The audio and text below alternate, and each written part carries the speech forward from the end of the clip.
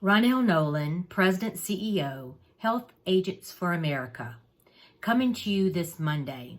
I have several things that I'd like to share, and then one thing in particular that I'm very unhappy about that I'll share at the end of the broadcast.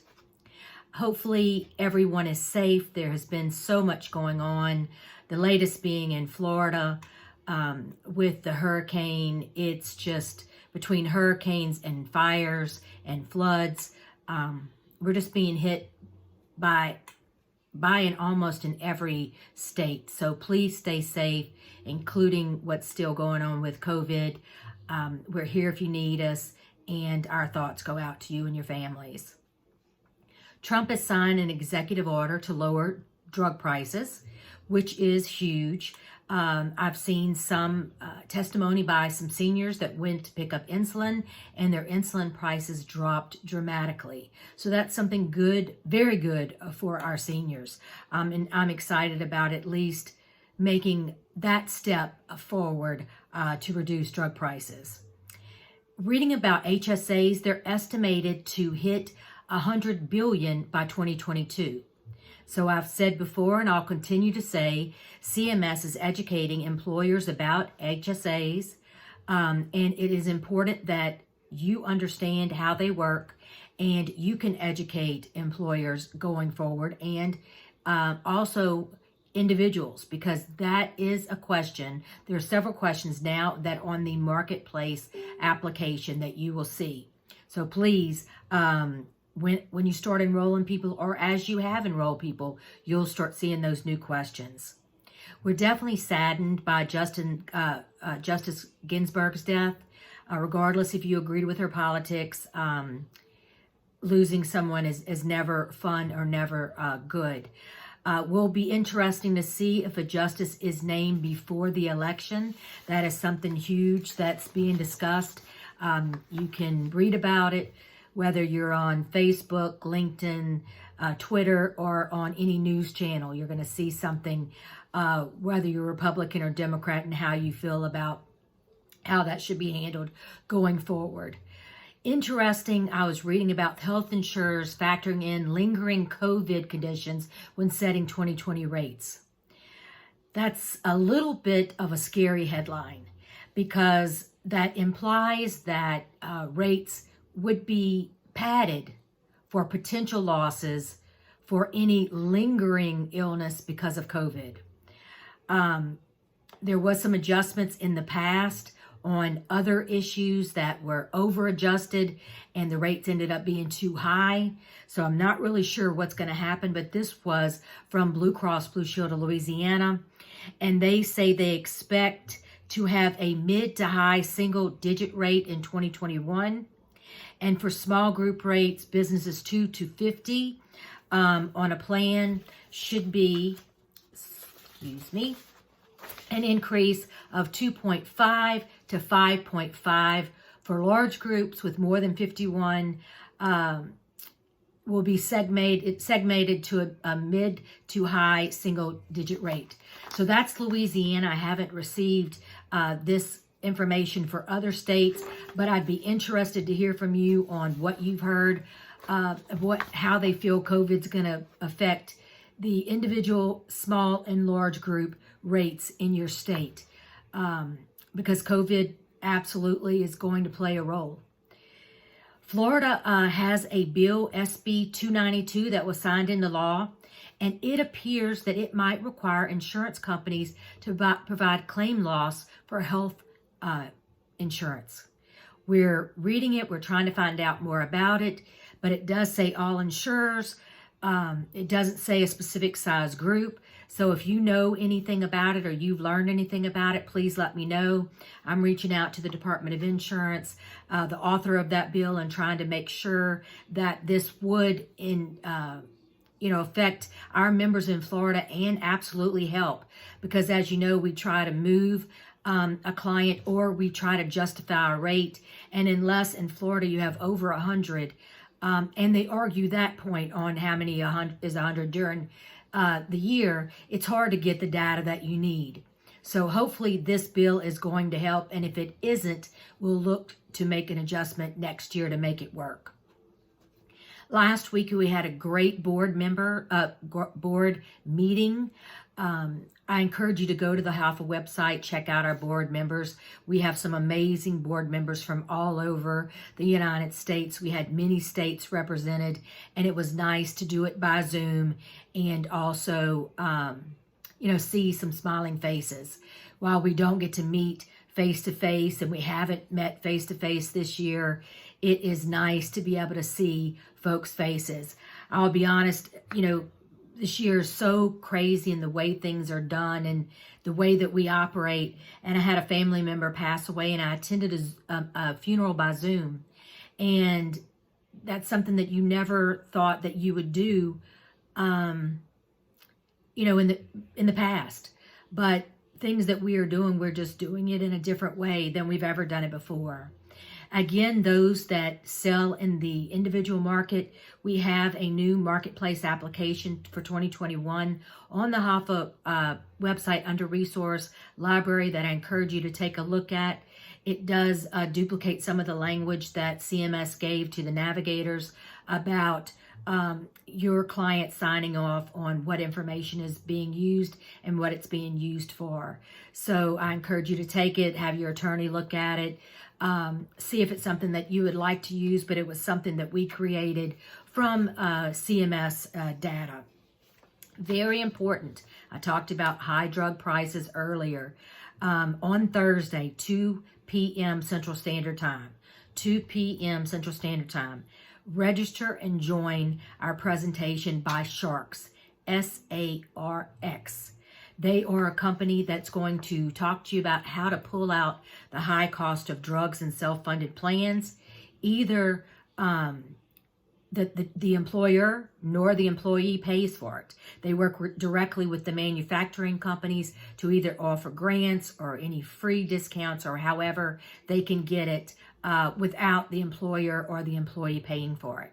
Also on individuals, there was a couple of individuals that I ran across that were on some very high drugs, and they will work with you on those specifically, depending on the household income, is whether that they can help you on a specific drug. One drug, they didn't have a way to help in the United States, but they had a way to help in Canada. So they're very great. They're one of our partners. I encourage you to listen to the CE Education Thursday on Thursday, and also go to the HAFA website, click on partners, click on Sharks, and you can reach out to them directly, get additional information on how exactly they can help you with your clients going forward. Now we're going to get into a little bit of what is really making me angry. Started making me angry last week, been angry since. I read an article by Benefits Pro, and it's in this Monday News, so I encourage you to look at, that the Government Accounting Office finds brokers misleading consumers on pre-existing conditions. So here we have the GAO slamming agents and brokers once again about being unethical. But let's get to the nitty-gritty of what this government agency has based their facts on. They posed as consumers and made 31 phone calls. Now let me repeat that, 31 phone calls. In Louisiana, we have over 10,000 agents, health insurance agents, and we're a small state. Texas is probably 30 to 40,000. California is over 100,000 insurance agents. And this government agency called 31 agents. 31.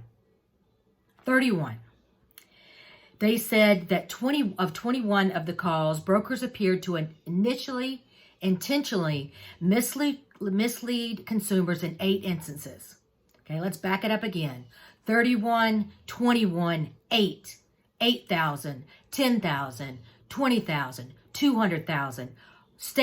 United States full of insurance agents, and you called 31. You had got 8, 1, 2, 3, 4, 5, 6, 7, 8 people to do something wrong.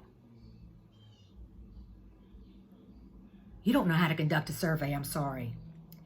And in 2 instances, let's break it down, 2, the representatives were inconsistent, but did not appear to be intentionally deceptive. So we had 2 good people out of 31, 21, 8, however they want to break it down. Still out of the thousands and hundreds of thousands of insurance agents across the United States. 8 bad, 2 good. And then Senator Bob Casey from Pennsylvania says, we need to make sure that these companies and brokers are held accountable and that consumers understand their options. When I say accountable, these people should be put in jail, prosecuted, and be in jail.